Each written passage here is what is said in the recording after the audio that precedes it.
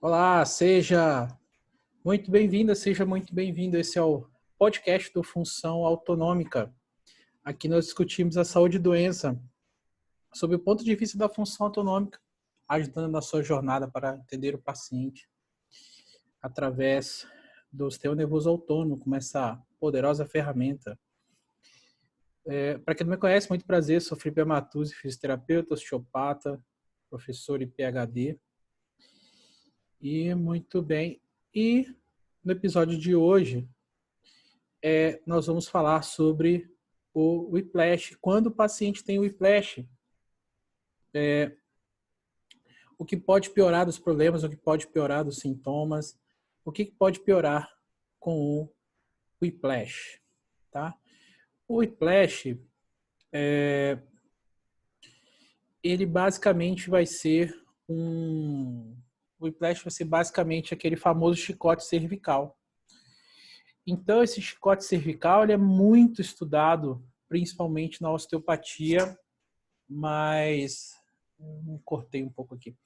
Ele é muito estudado na osteopatia, mas ele geralmente é atribuído muito problema a ele, se estuda muito essa fisiopatologia dele e, na boa, fazem muita viagem com o whiplash. Tá? Muita viagem, quer explicar um monte de coisa e que o whiplash, enfim.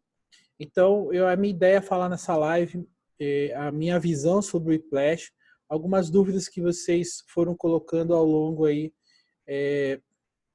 da semana nas caixinhas aí do Instagram, né? Pessoal do Instagram aí, dá um oi, boa noite. E, e algumas perguntas que a gente vem recebendo sempre aí dos alunos dentro do curso. E, enfim, eu fui selecionando algumas para comentar com vocês, né? E vamos falar bastante sobre isso. Lembrando, a gente fica mais ou menos aqui 1 hora no Instagram e aí quando acaba a gente continua aqui no Zoom.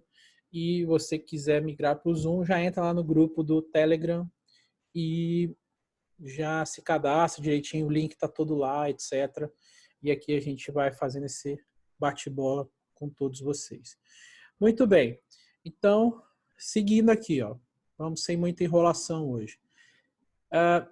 Whiplash, o, o chicote cervical. Quando a gente pensa em whiplash ou chicote cervical, a gente não pode pensar mais só em chicote cervical, tá?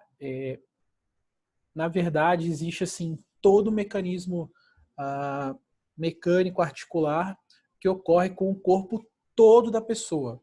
Não é só no pescoço. Então, a primeira coisa errada é o whiplash é um problema lá que dá no pescoço da pessoa. Não, não é só no pescoço da pessoa. Tá? O mais famoso é quando dá algo no pescoço, vem cervicalgias a partir disso, tudo mais. Aí você estuda um pouco a mais sobre o whiplash e você vai começar a perceber que, às vezes, a dor no pescoço ela pode tirar dor também de cabeça.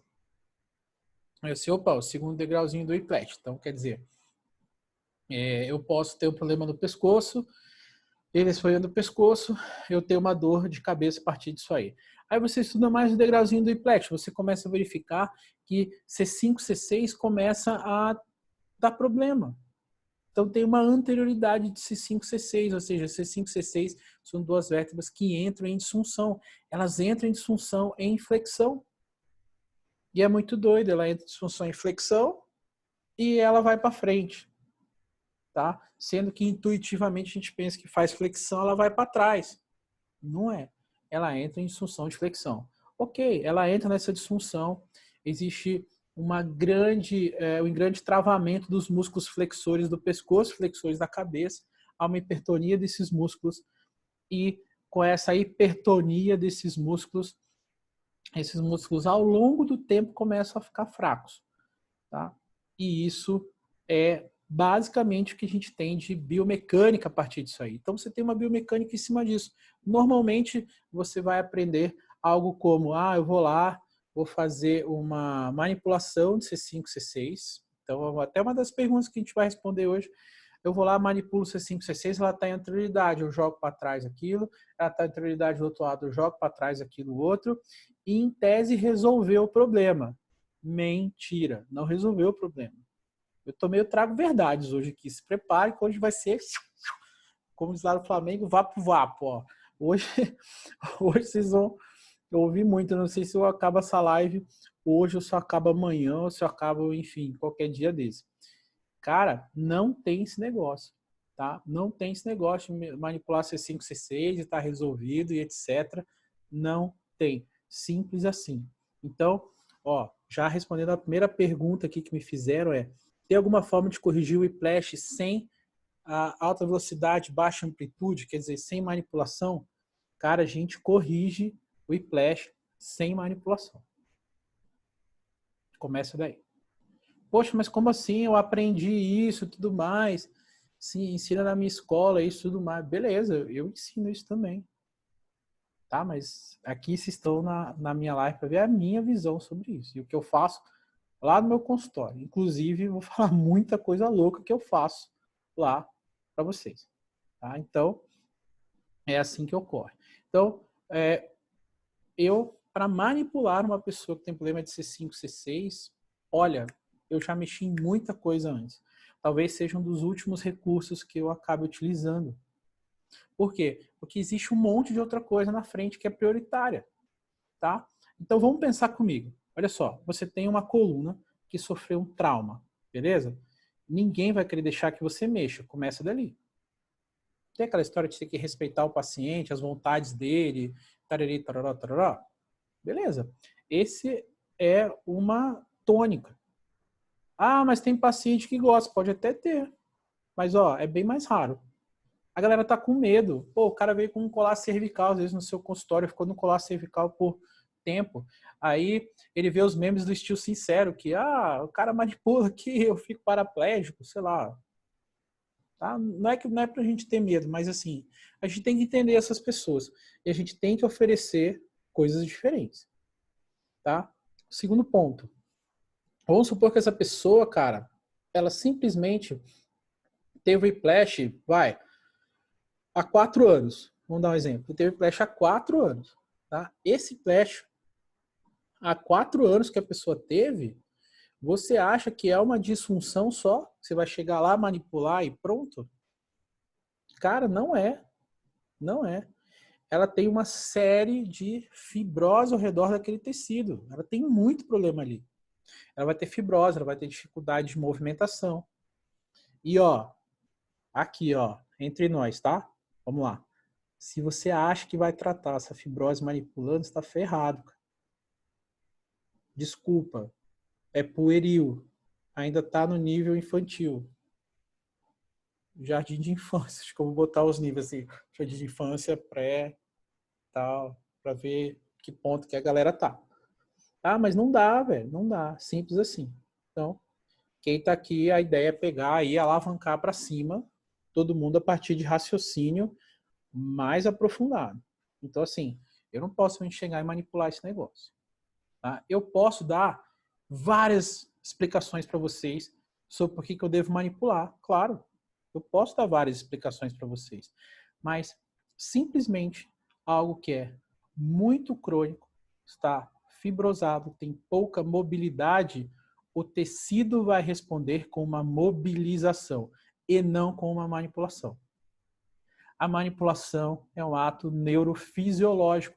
Se eu quero alterar neurofisiologia de algum ponto, eu vou lá e manipulo. Mas se eu não quero alterar a neurofisiologia, se eu quero mudar a mecânica, melhorar o tecido localmente, não é com a manipulação. Então, pega essa ideia. Não deixa isso passar batido. Você precisa fazer uma mobilização, você precisa, né, estirar o tecido ali para que as fibras passem a ter mais mobilidade, mais maleabilidade. É isso que ela precisa ter, e não, às vezes, um estímulo de alta velocidade. Então, ó, se você começar a fazer associação, o whiplash, ter que manipular, tá errado. Já começa assim, tá? Então, não é uma questão sobre manipulação tratar o whiplash, muito pelo contrário, tá? Muito bem. A gente na live passada, a gente falou sobre dor torácica e que tem muito a ver com o whiplash. A gente comentou algumas coisas com vocês, assim, sobre, inclusive um estudo aqui, que deixei para o pessoal que está no Telegram, né, uma revisão sistemática enorme, enorme, enorme. É ou não é? Que pôde ver, tem não sei quantas tabelas, fui mostrando as tabelas aqui. Enfim, dá muito problema. Dá muito problema. Só que dá mais problema ainda do que o estudo mostrou. Porque o estudo foi comentando algumas das relações apenas. E existem muitas, muitas, muitas outras que a gente acaba vendo. Tá? Então, se prepara porque o whiplash ele é algo muito comum. O whiplash pode dar por quê, professor? Já comentaram. Então, o whiplash ele é todo o movimento de aceleração e desaceleração da coluna no sentido anterior-posterior. Então, ó, algo desse mecanismo. Professor, não sei nada de whiplash, nada, nada, nada. Como que é esse negócio de whiplash? Eu queria aprender mais, eu queria saber certinho o mecanismo biomecânico, etc. Então, presta atenção, ó. Eu vou dar essa dica para vocês. Uma das melhores explicações que eu já vi sobre essa mecânica toda do whiplash é um vídeo da professora Ana Paula. Tá? Quem não conhece, ela é uma professora da Escola de Osteopatia de Madrid e que fez um vídeo pela Escola de Osteopatia de Madrid que é sensacional, que você tem que ir lá e assistir. Simples assim. Se você ainda tem dúvidas sobre o mecanismo que faz, primeira fase, segunda fase, quem vai para frente, quem vai para trás, e ela vai mostrando isso em detalhes, mostra no pescoço, mostra no crânio, mostra no tórax, mostra na pelve, tá? Vai lá e vai estudar. Só que não vai agora, né? Espera aí, meu. Espera a minha live aí terminar e depois você assiste esse vídeo da Ana Paula. Cara, é muito bom. Tô me perguntando aqui, link do Instagram, tá lá na tá lá na bio do meu Instagram, clica lá e você acessa o grupo. E qual é o vídeo? Não sei, procura lá, velho. Procura Ana Paula, Ana Paula Oliveira e Melo Ribeiro. Procura, vai. Quem souber vai colocando aí, tá? Ou quem achar o link vai contribuindo. Ó, é um vídeo muito bom, tá? Eu espero que esteja no YouTube, tá bom? Então, beleza.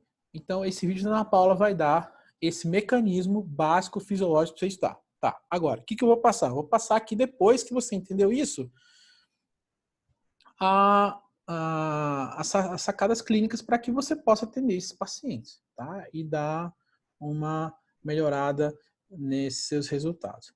Então, vamos lá. O que ter o whiplash pode acontecer? Ó, já deram até o link aqui. Valeu, Aleph. Ó, o que pode acontecer num caso de whiplash? Cara, muito problema, tá? Muito problema. Eu posso dizer assim, pacientes com diferentes tipos de situação, desde dores de cabeça, desde problemas visuais, desde problemas oculares. Então, visual e ocular tem diferença, tá? Não fiquei doido ainda. Problemas auditivos, tá? Problemas associados a sinusites, rinites, sinusites, etc. Dores no ombro, dores no braço, dores no tórax, que mais? Problemas de deglutição, problemas de fala, engasgos, infecções de gargantas recorrentes, dores torácicas, dores no peito mesmo. Eu já tive um paciente que começou a ter crise de taquicardia depois disso, depois de ter um trauma assim, né? Enfim. Então, tem inúmeras situações que podem causar. Então, na verdade, não cometa esse erro de achar que o whiplash vem só de um acidente de carro. O whiplash é qualquer aceleração, desaceleração que pode ter o paciente e que ele não estava atento ao momento. Ou seja, é mais ou menos assim, se você faz um movimento brusco que vai e volta, cada tecido corporal tem uma densidade específica, tá?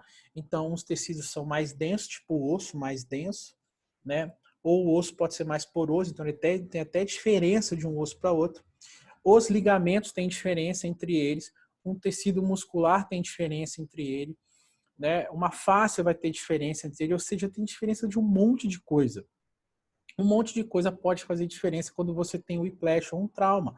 Então, basicamente, você tem um mecanismo de aceleração quando você tem um tecido muito mais denso, ele acelera antes, ele começa aí no movimento como se fosse em câmera lenta agora. Ele vai acelerando o movimento, o segundo tecido acelera, e quando o segundo acelera, o outro já está voltando. E é nisso que ocorrem as travas dos movimentos. Mas presta atenção para você não falar bobagem por aí, tá? Ou você não ficar atendendo os outros ainda baseado na esperança. Ah, tá, vou manipular e vai corrigir tudo. Para com esse negócio. Presta atenção. O que vai ocorrer, gente, é um desarranjo desses tecidos, não somente, presta atenção, não somente entre uma articulação e um músculo, mas ele vai ocorrer também entre as próprias fibras e camadas dos tecidos internos. Então vamos dar um exemplo. Vamos elevar o nível de novo. Pensa nas meninges. Você lembra das meninges? Lembra como são as meninges? O que são meninges? As meninges, basicamente, elas são a dura mater, a pia mater e a aracnoide. Simples. Dura mater, pia mater e aracnoide. Né? Quem não lembra, é bom dar uma lembradinha nisso aí, que vai ajudar. Tá? Então, ela acaba tendo 3 camadas entre si. Tá? Ela tem 3 camadas entre si. Eu quero ver se eu acho uma imagenzinha disso aqui, mas eu tô achando que eu não vou conseguir achar. Não como eu queria, mas... Espera lá. Pronto, achei. Achei uma imagem que eu queria, cara, e agora segura que vai ser massa. Até agora tá meio chatinho. Vamos lá. Eu vou compartilhar a tela aqui. Pronto. Vamos lá. Cadê esse negócio? Tá aqui. Olha aí que interessante. Espera aí que eu vou mostrar para vocês também. Vamos lá. Tô legal hoje. Olha lá. Pá. Olha que massa, velho. Olha aí. Então é o seguinte. Pensa aqui comigo. Isso aqui é a medula. Eu tenho a primeira camada, tá? Primeira camada. Aqui, ó. Pia mater. Pia mater, ó. Olha aí, ó. Vocês todos podiam estar aqui no Zoom, ó, também, ó. Pia mater, beleza? Tá aqui, ó. Primeira. A segunda camada, cara, é a aracnoide. E a terceira é a dura mater, ó. Então, eles são 3 camadas, basicamente. 3 camadas. Então, essas 3 camadas, vou botar minha mão aqui, ó. Deixa eu ver se eu passo, como é que eu passo pros dois. Tá vendo? Tá vendo? Não, tá vendo. Ah, depois eu vejo. Essas 3 camadas entre si, cara, elas são alguma coisa assim, ó. 2 camadas, como se fosse pia mater e aracnoide. Vamos lá. Pia mater, tá difícil. Pia mater e aracnoide. Deixa eu fazer assim. Calma aí, deixa eu fazer assim, assim melhor. Ixi, tá ruim. Pior. Aí. Aê, agora foi. Pia mater e aracnoide. Tá? Pia mater e aracnoide. Desculpa, pia mater e dura mater. A pia mater e a dura mater, elas praticamente não têm muita mobilidade. E aí, entre as duas, então entre as duas eu não posso falar e aí senão a Siri ativa aqui, esse negócio é muito doido. Então entre as duas, pessoal, a gente vai ter espera aí que vai ficar bom. Espera aí que vai ficar bom. Ó, meu negócio aqui, quebrou, pronto. Olha lá, tá aqui. Entre as duas eu vou ter como se fosse uns tecidos assim entre elas, ó. Entrelaçando entre elas. Dessa maneira. Olha aí. Entrelaçando. Então, quando ele faz um movimento de deslizamento aqui, ó, tá? é como se esse estivesse meio fixo, esse também. E, cara, o que tem se descoberto é que esse tecido do meio é que dá mais problema. Olha que louco. Ou seja, quem está dando mais problema é a aracnoide e não necessariamente a dura mater. A gente fala muito sobre dura mater, e ela ficou como se fosse assim para nós como se fosse mesmo uma referência, né, do tecido. Ah, a dura mater está com problema, a dura mater está com problema. E a dura mater está com problema. E na verdade, o que parece que tem sido a parte mais problemática, ou pelo menos o que a gente consegue mobilizar melhor, é a aracnoide. Olha que louco. Vocês sabiam disso? Vocês tinham noção disso ou não? Achavam que mexia mesmo era dura mater e tudo mais. E aí, isso tem uns fisioterapeutas assim, muito especializados nessa coisa de fáscia, recuperação de fáscia e tudo mais, que tem feito estudos nesse sentido.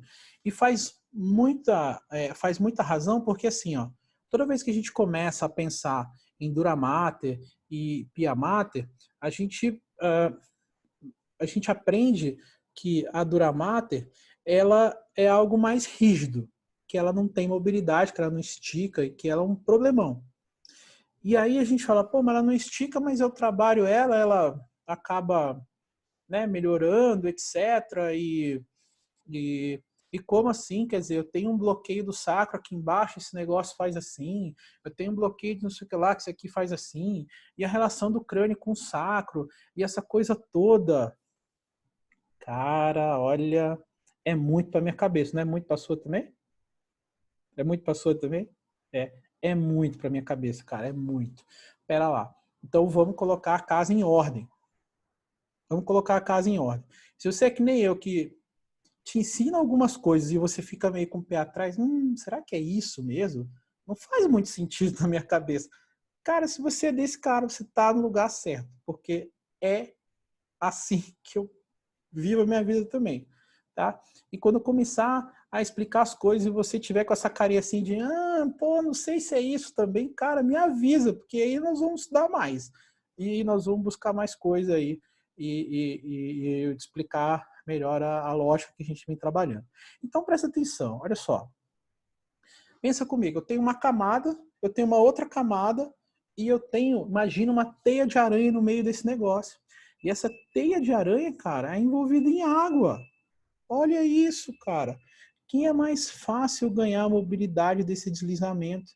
O negócio que está duro, preso lá na medula, o negócio que está preso, encastrado, encaixado todo nas vértebras, preso nos nervos. Ou seja, ele está encastrado aí em um monte de outras substâncias, cara. Ah, olha lá, ele vai estar junto com o nervo, né? Tá recobrindo essas coisas todas.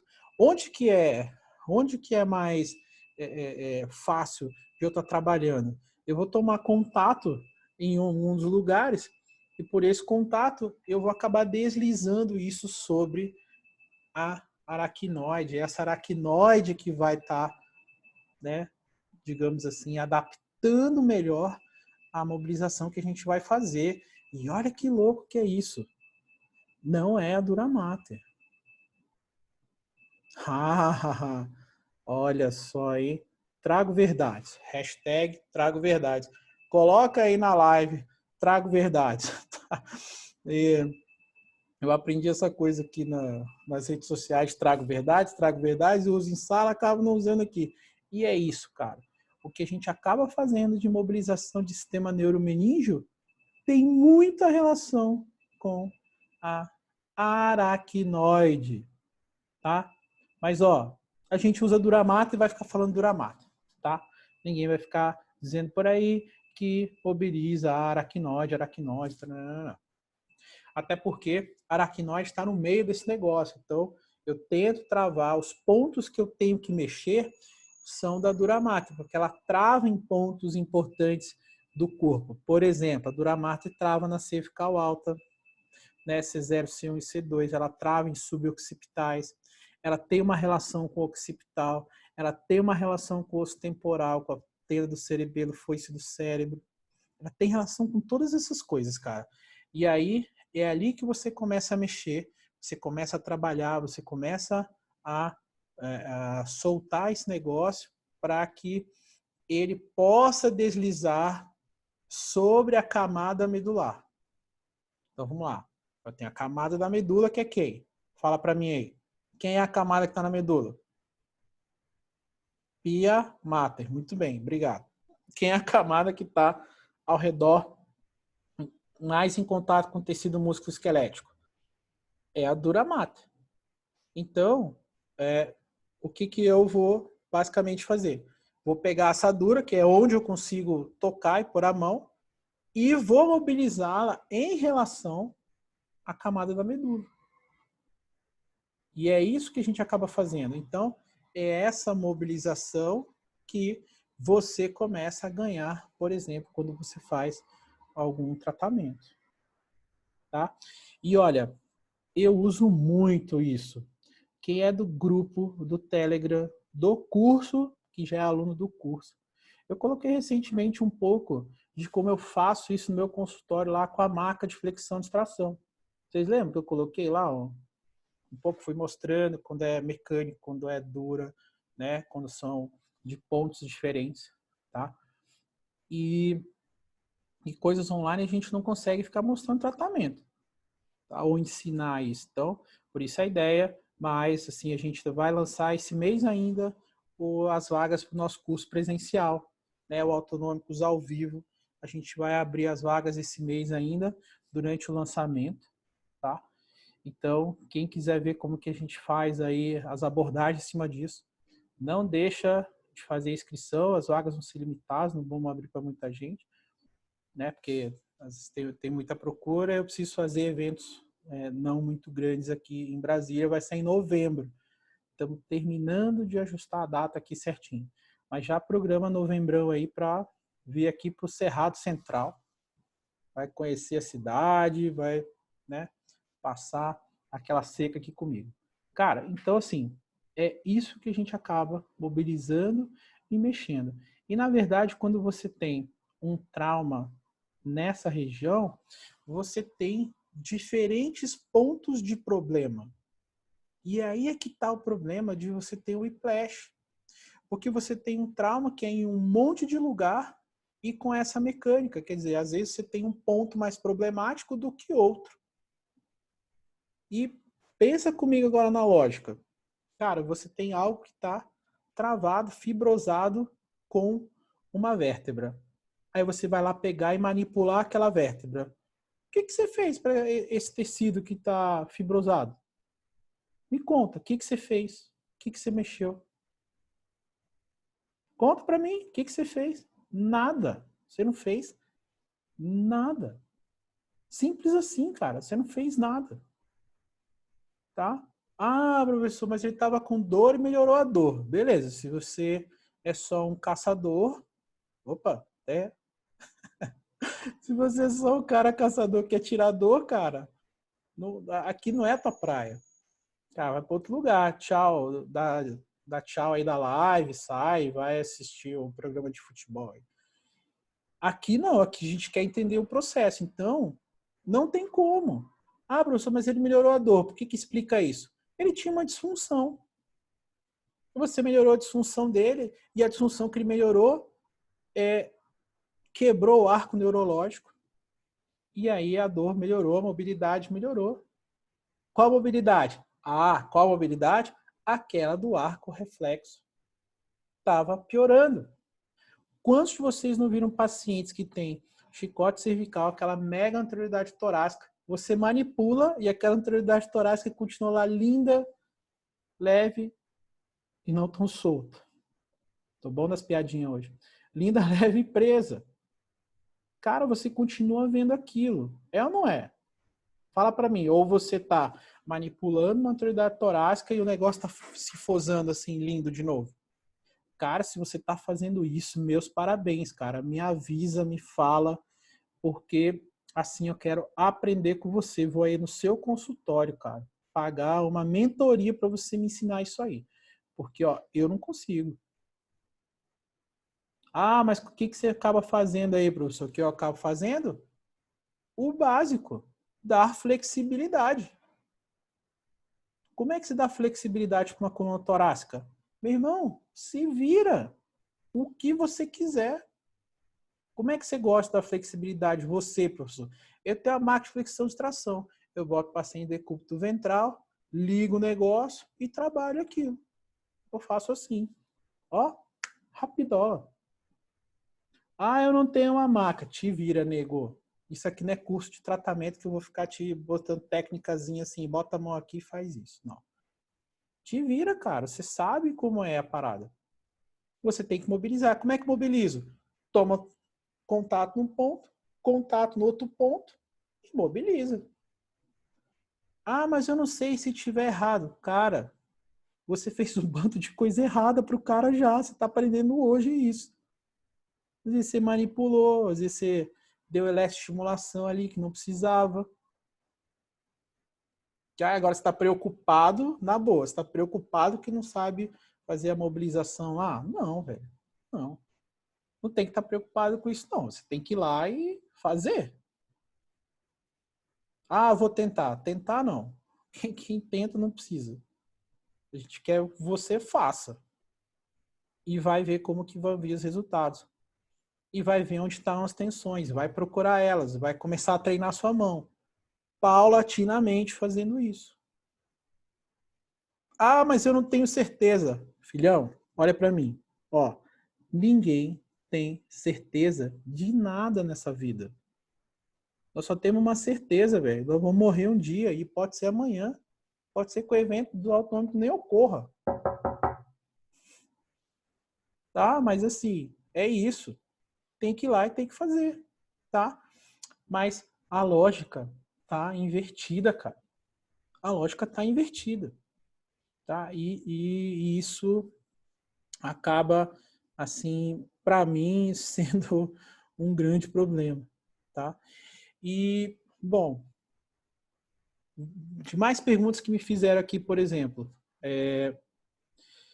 quais regiões do corpo que podem sofrer mais com o problema de whiplash? Cara, eu posso dizer o que eu mais tenho atendido hoje, mas as clássicas, tá? As clássicas. Quais são as áreas clássicas que o whiplash vai ferrar? O tórax, coluna torácica, aquela famosa retificação torácica, tá? Você vai olhar o paciente de lado, acionar o VARC. Olhar o paciente de lado e aqui, ó, vai estar reto. Nessa região vai estar reto. E normalmente esses pacientes às vezes têm aquele cupim famosinho aqui. E aquelas tiazinhas chegam e falam assim: "Ah, eu quero melhorar esse cupim aqui que eu tenho. Como é que eu faço?" Dureza. Dureza. Dureza. Não sei se vai melhorar, não. Mas se o negócio está doendo, pode ser que a gente melhore essa capacidade do corpo se adaptar à tua postura. Simples assim, tá? Essa é uma clássica. Segunda clássica é: olhou o raio-x da cervical, tá com uma inversão de lordose ou uma retificação. A tendência é que tenha isso. Esses são dois sinais clássicos. Bateu o olho, possivelmente tem whiplash. E ó, vou falar uma coisa. Presta atenção para vocês também. Ó, vou falar uma coisa para vocês. Se você olhou, identificou essas coisas nos pacientes, para de querer ficar adivinhando. Ah, você teve um acidente de carro, né? Paciente, não. Ah, você teve então não sei o quê. Ah, então você teve aquilo. Cara, para com isso. Não precisa. Você lembra de ter tido algum acidente? Não. Acabou, fim de papo. O que você está querendo provar? Que você é bruxo? Precisa, cara. Tempo, ó. Tempo no nosso ofício é dinheiro, cara. Tempo é dinheiro no nosso ofício. Tempo é você se desgastar menos, chegar em casa tranquilão, brincar com os filhos. Beleza? É assim. É você chegar e poder ter tempo para malhar. Sei lá, cara. É você assistir um programa. É ver o futebol, cara, que você gosta. É ver a novela. É ver o Netflix. É estudar. tá aqui, velho. Então, para com esse negócio, tá? Se o paciente fala que sim, você pode explicar que aquilo pode ser uma relação importante para o caso, porque ele vai querer te explicar, que ele vai querer assim, mas da onde veio esses problemas? Olha, basicamente veio dessas situações, tá? Então, isso é algo que é bem comum. Agora, o que eu tenho visto, e eu já tinha visto algumas vezes, em algumas aulas eu já expliquei sobre isso, tá? É que é muito comum o tendão central ficar afetado no whiplash. Tendão central, tá? Eu não vou nem comentar de ritmo crânio-sacro aqui, tá? Que pode ter uma relação e pode acontecer algumas coisas dessas, tá? Mas eu penso assim, ó. Ah, Felipe, você acredita que tem essa relação do ritmo crânio-sacro, etc, tal? Claro que sim. Só que eu tendo a achar que vai muito mais do macro, você arrumar primeiro aquilo tudo, você ir para o micro. Tá? Assim, essa é a ordem de raciocínio que você tem que ter. Porque se você não tiver ordem de raciocínio, sabe o que acontece? Presta atenção você que tem dúvida nisso ainda. Cara, você tem um bando de informação na mão, já falei isso na outra aula. Tem um bando de informação na mão e não sabe o que fazer com ela. Tem um bando de livro e não sabe para que serve. Para com isso. Tá? Então, o que a gente tem buscado muito aqui? Raciocínio ordenado. Você pôr ordem na bagunça da sua consulta. Tá? E é uma das coisas que a gente ensina muito no curso. Ordenar teu raciocínio. O que vem primeiro? Isso. Por que isso vem primeiro? Por conta disso. O que eu preciso fazer primeiro? Esse. O que é a minha prioridade? Se eu não sei a prioridade, eu não vou continuar para ver o que é o resto. E é assim que funciona. Agora, as pessoas não ensinam a gente isso, cá entre nós. Ensina ou não ensina? Ensina. Eu nunca aprendi isso, eu precisei aprender isso na marra. Aí quando eu fui ensinar, eu comecei a colocar o passo a passo como que eu fazia. Eu falei, olha, cara, não é que ficou uma coisa legal? E é assim que funciona, tá? Então, não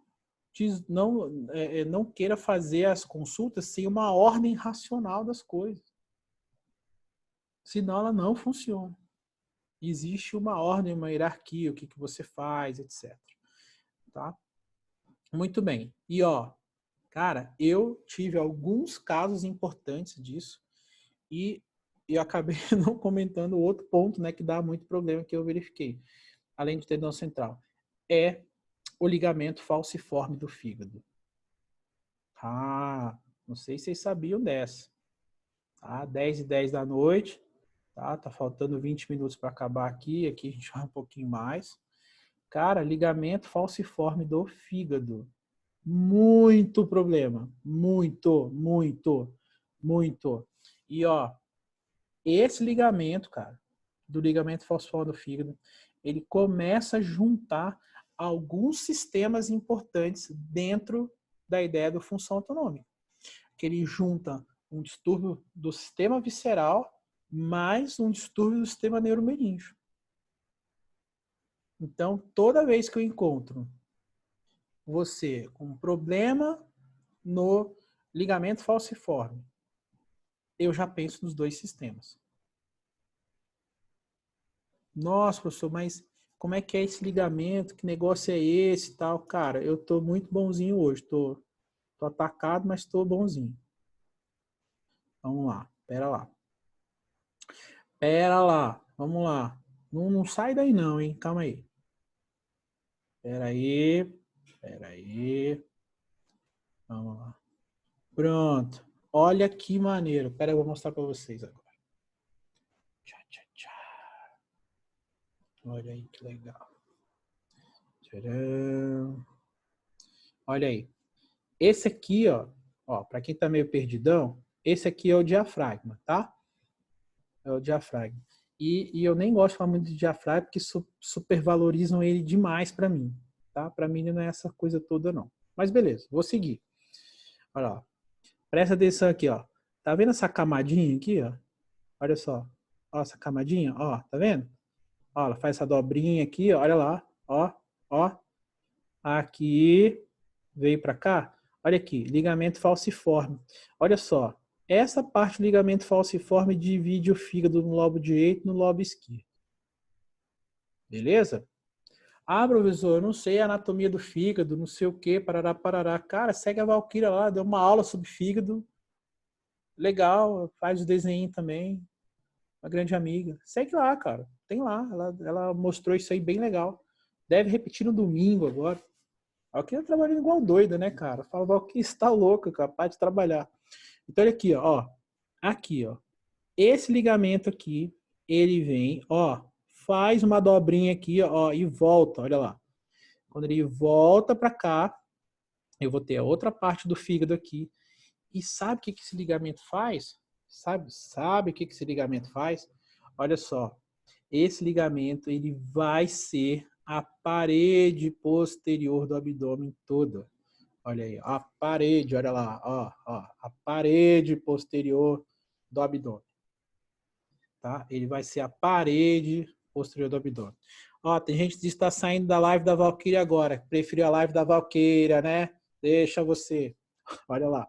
Então aqui, ó, a parede posterior de um lado e do outro. E aqui, pessoal, obviamente, nós vamos ter uma série de musculaturas importantes aqui desse lado.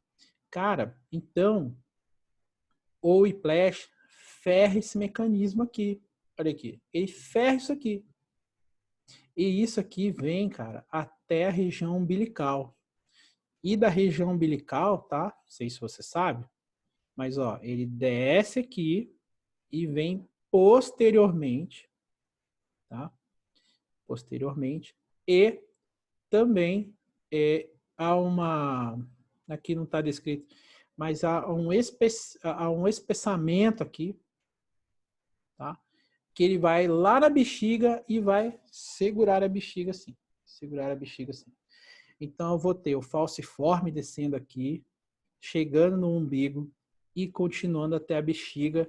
E esse negócio é chamado de uraco. Para quem gosta da anatomia, gosta de notar os nomes, é uraco, é o buraco sem o B. Tá? É o uraco. Uraco, uraco. Tá? Para quem gosta aí, é o uraco. Cara, dá muito problema isso. Muito problema. E ó, isso dá problema e uma série de sintomas que os pacientes reclamam para mim. Eu já vi casos, ó, de problema hepático, mesmo a fisiologia do fígado fica ruim, a pessoa começa a ganhar massa abdominal, inchaço a partir disso. Eu já vi casos em que isso gera problema no próprio intestino, né, por conta dessas tensões, e essas tensões elas acabam dificultando o retorno venoso intestinal, tá? Retorno venoso intestinal. Eu já vi casos, por exemplo, em que isso não é tão comum, tá bom? Não é para vocês ficarem viajando demais na maionese, tá? Mas muitos casos de dor lombar a partir disso. Muitos casos de dor lombar, tá? Associada a essa relação. E um caso, assim, que foi para mim talvez o pior caso que eu já atendi sobre o whiplash, cara, tá? É um arquiteto aqui de Brasília e que a gente precisou fazer técnico com 2 terapeutas.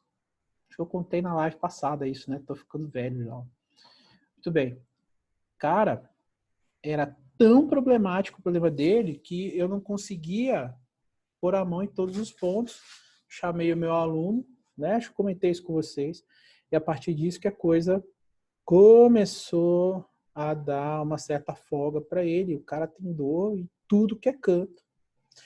E aí, obviamente, né? Ele vai ter diagnóstico de fibromialgia, diagnóstico de depressão, ele vai vir tomando medicação, ele vai vir com um monte de coisa, tá?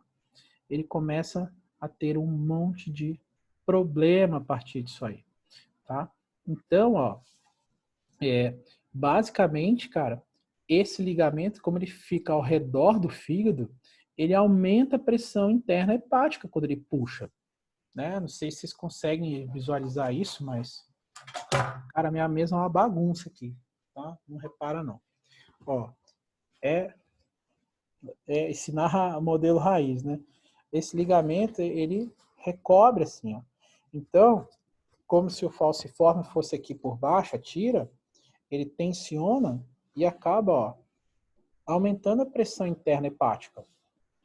O fígado fica com menos mobilidade.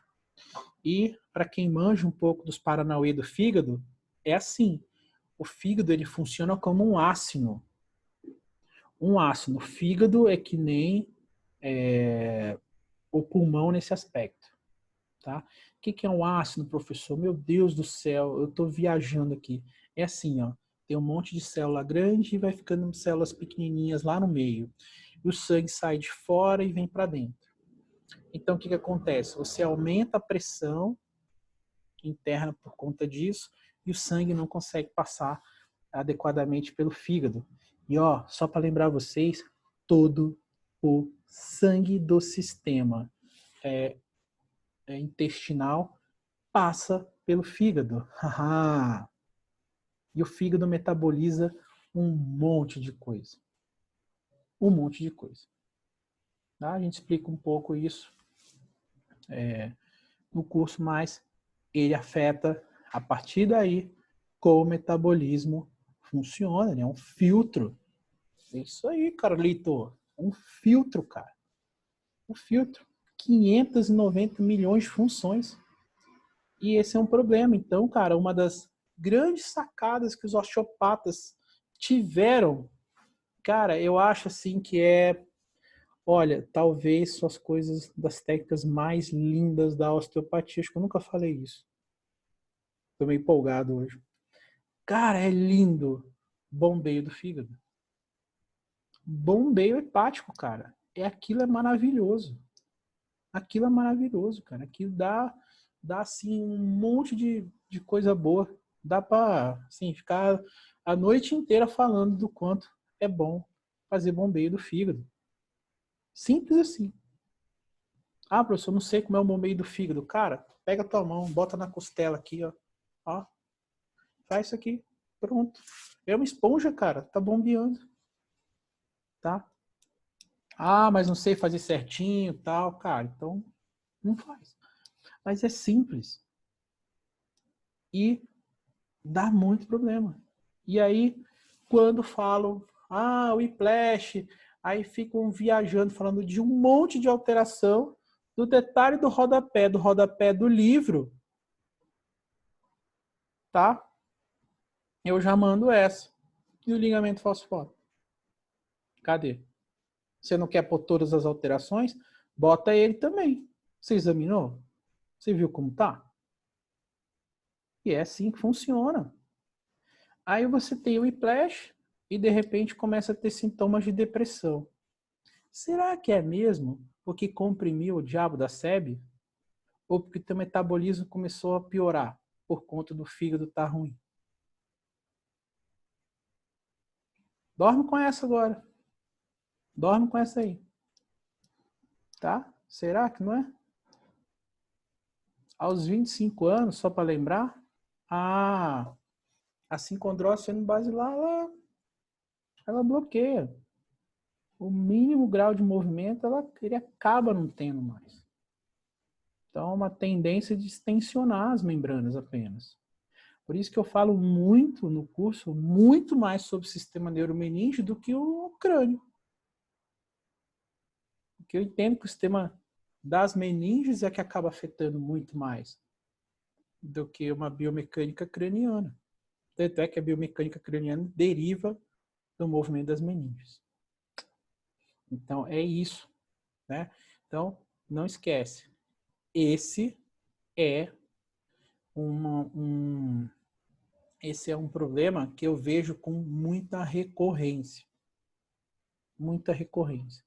O paciente, para mim, não teve, entre aspas, acidente de carro, mas eu palpo o ligamento, ele tem uma anterioridade torácica eu considero o paciente com uma sequela de whiplash.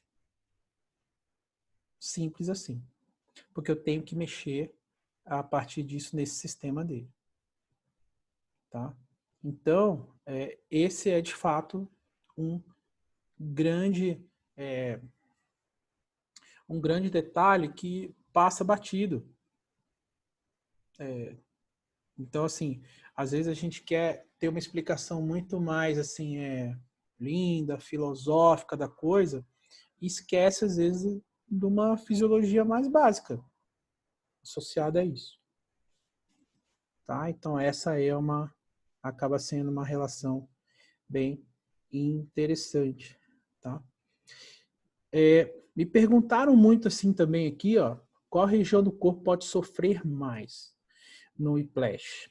Cara, duas coisas importantes que você tem que diferenciar. Primeira, você tem uma questão que é o tecido em sofrimento no whiplash e dois, os sintomas que os pacientes têm. São duas coisas diferentes. Então não esquece. Você tem que, a partir dos sintomas que o paciente te apresenta, ele vai contar, ele vai se queixar, ele vai pôr a mão, ele vai se mexer para te mostrar, ele vai tirar a blusa para você olhar, para você tocar. A partir dos sintomas que ele tem, tá? Você vai verificar qual sistema está associado àquilo. Se é algo dentro do encaixe do sistema neuromeningeo e ele tem essas alterações estruturais, uma mega retificação, etc., é bem possível que ele tenha tido whiplash. Cara, não é porque ele não lembrou do acidente que ele não teve. Não é porque ele lembrou que teve um acidente que ele tem a sequela. Também tem o contrário. Às vezes o cara teve um acidente e, ó, não deu. Mas como assim não deu? Não dá em todo mundo? Não, não dá em todo mundo. Por que dá em todo mundo? Será que não tem ninguém que é mais adaptável a isso? Não consegue? Consegue sim, cara. Consegue não ter problema. Tá? Então, não acha que isso vai ser alguma coisa improvável. Então, assim, vamos lá. Quais são os sintomas, então, frequentes que os pacientes procuram a gente quando tem uma sequela disso? Algo muito comum são dores cervicais, bem comum. Segundo, dores de cabeça. Terceiro, dores torácicas. Tá? Quarto, dor em membros superiores. Tá? Dor em membros superiores. Ok? Essas são queixas muito frequentes. Nas dores de cabeça, pode envolver enxaquecas também. Né? O Carlos está colocando aqui. Okay? Pode envolver enxaquecas também, claro que pode. Né? Então, são queixas assim. Agora, o paciente pode chegar, olha que interessante, com uma dor de cabeça e você, em teste, fazer um tratamento muito parecido de alguém que tem uma dor no braço. Olha que louco. Como assim? Como não entendo, mas tem uma dor no braço ou tem uma dor de cabeça? Sim, mas o sistema que está com o problema é o mesmo. É o mesmo sistema, cara. Ele pode dar dor em pontos diferentes. Então, quando você começa a sacar essas relações, acabou. Acabou. Você começa a direcionar a tua consulta, cara. Você começa a parar de patinar. Você começa a parar de aquela viajada toda, aquele bando de informação que você tem na mão e não sabe o que fazer. Eu, infelizmente, demorei muito tempo a aprender isso. Mas, tamo aí. A ideia é passar isso para frente agora. Sabe? Sem milagrinho, sem fórmula mágica, sem o emocional que cuida de tudo. Sem é tal coisa que cuida de tudo. Nem o SNA cuida de tudo. Ó. E o curso é função autonômica. Quer dizer, ele é uma das relações. A gente tem que começar por algum ponto. Só isso.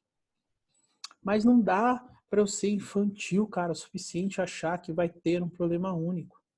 Disfunção primária, gente, para com isso. Para, chega. Chega dessa história de disfunção primária. Chega disso. Não tem isso. Já falei na outra live, disfunção primária é o espermatozoide entrou no óvulo. Pronto, começou o problema. A partir dali começou, cara. Não dá, não dá. A gente tem que ser prático. Né? O que ele tem de problema? É isso, então examino isso, examino aquilo. E é assim que funciona. Tá? Então a gente tem que começar a pensar muito mais nos sistemas problemáticos do que nos sintomas. Então, quando eu começo a aprender esse passo a passo que a coisa funciona. Bom, nós estamos com 3 minutos para acabar a live daqui do Instagram, tá?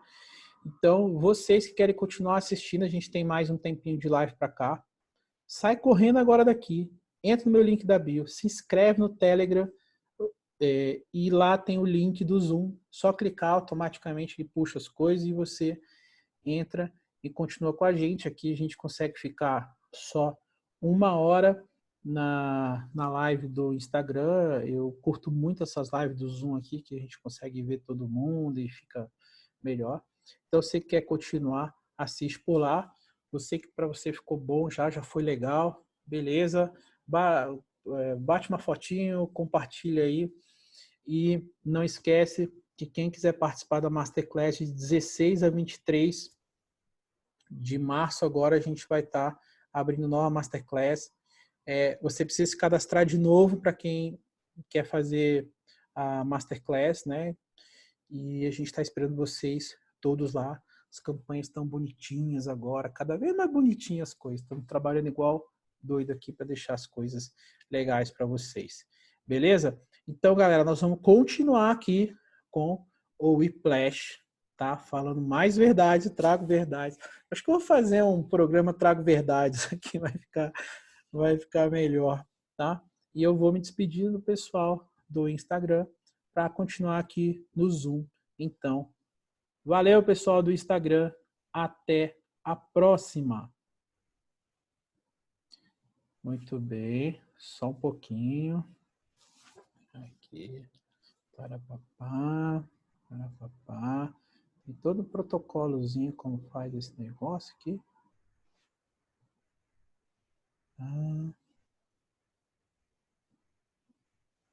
Pronto. Espera lá. Muito bem. Dando sequência aqui. Estão ouvindo aí? Muito bem. Beleza. Vamos lá. Aqui eu já tem algumas perguntas, a gente já responde, tá? Quem quiser deixar mais perguntas, vai colocando aí. E a gente vai respondendo, tá? Hoje a coisa vai estar pesada. Então, vamos lá.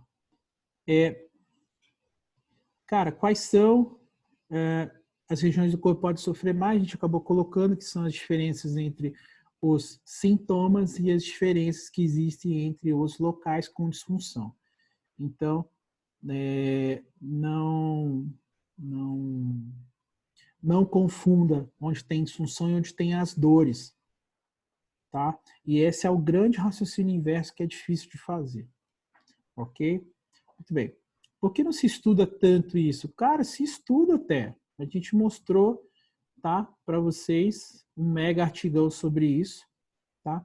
Mas um dos grandes problemas que acaba a gente não estudando tanto isso é a dificuldade no diagnóstico. Diagnosticar isso é complexo, tá? É muito complexo e acaba que essas relações, elas têm uma possibilidade, assim, pessoal, de gerar muita desordem autonômica a partir disso aí. Tá? Então agora vamos para a coisa mais pesada. Até ali, mais básico um pouco. Quando dá um whiplash, você tem uma desordem autonômica grande. Tá? Normalmente você vai ter, digamos assim, muito do sistema nervoso autônomo simpático, e tem o parasimpático também, mas principalmente o simpático, com problema em relação às vísceras, tá? Isso aqui, cara, é uma sacada de gente grande. Olha só, pera lá. Eu até, cara, procurei um artigo para embasar isso aqui e eu achei. Olha que legal. Pera aí. Pera aí. Pera aí. Achei! Olha lá. Olha só que interessante. Vamos lá. Aqui, ó. A inervação do peritônio, ó. Embriologia e anatomia funcional. Olha aí que legal. 2017. E parari, parará. Olha que esqueminha, hein? Só o ouro esse aqui, ó. Olha só que legal. Então, presta atenção. Você vai ter nervos frênicos associados ao diafragma, como você já conhece bem essa relação. Você vai ter a parte simpática aqui, ó, inervando as vísceras, tá? Você vai ter a parte parasimpática inervando as vísceras, vagus nerve, tá aqui. O nervo sacral, tá aqui. E você vai ter uma inervação do peritônio. Olha lá. E essa inervação do peritônio, ela vai de T6 a L2 e ela é muito somática em relação à sua sensibilidade. Então, o que eu quero dizer com isso? Que se você tem tensões ao nível do peritônio, tá? É muito fácil que isso gere dor no sistema músculo-esquelético. Olha aí. Então, é muito comum que ele gere sintomas do sistema músculo-esquelético, principalmente nessa região. E se eu pensar que é o ponto-chave lá na fisiologia do curso, os primeiros módulos lá, você vai ver que existe essa conexão sempre que eu tenho o estímulo do sistema nervoso somático, eu tenho uma influência do sistema nervoso autônomo simpático. Para quem ainda não viu isso, nós vamos explicar isso em detalhes lá na Masterclass. Em detalhes, vamos explicar bem direitinho isso lá na Masterclass, para quem for assistir, quem quiser rever, etc. Então, esta relação aqui, ó, ela é super, super importante. Então, quando você tem, basicamente, algo que tem uma relação mecânica errada aqui, você começa a ter dois problemas. Um problema do próprio sistema visceral, da biodinâmica visceral, e isso envolve o sistema visceral problemático, que eu preciso mexer. E ele envolve um segundo problema de sistema, que é um eixo de tendão central. E é por isso que, para quem está mais avançado, participou das auditorias, eu já comentei alguma coisa assim, do tendão central gerar desordens autonômicas viscerais. E esse é um dos motivos que acontece. Meus amigos, trago verdades. Trago verdades. Então é o seguinte, né? A gente acaba levando muito ainda por umas relações muito simplórias. Existem relações muito mais complexas nisso aí. Mas, por outro lado, quando você entende muito mais o sistema que você tem que trabalhar do que propriamente essa parafernália toda, da hora da prática é assim. Pá, pum, pá, mexeu ali, fez os testes nesse sistema. Mexo nesse ponto. Acabou. Vai lá e faz. Né? Claro, para você se tornar um cara muito bom nesse negócio, você precisa estar praticando isto. Então, assim, quem está no curso tem que fazer o curso e pôr em prática. Você pode fazer isso de várias maneiras. Você pode estar, por exemplo, fazendo o curso e pondo na prática. Você pode, por exemplo, tentar assistir ele todo, fazer um resumão e aí ir para a prática com ele. Tem pessoas que funcionam assim. Agora, o que não dá é para você ficar nhenhenhen. Porque tá tudo lá para você fazer. Tá? Tem que pegar e pôr para fazer. E pôr a coisa para funcionar. Senão, não adianta. E é assim que você aprende. E ó, muito contente que vários de vocês têm colocado lá, têm colocado os casos clínicos. E logo, logo nós vamos começar a selecionar o próximo grupo das auditorias autonômicas, tá?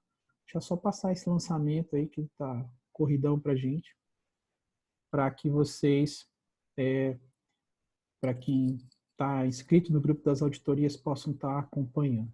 E ali nas auditorias é que o bicho pega, é ou não é?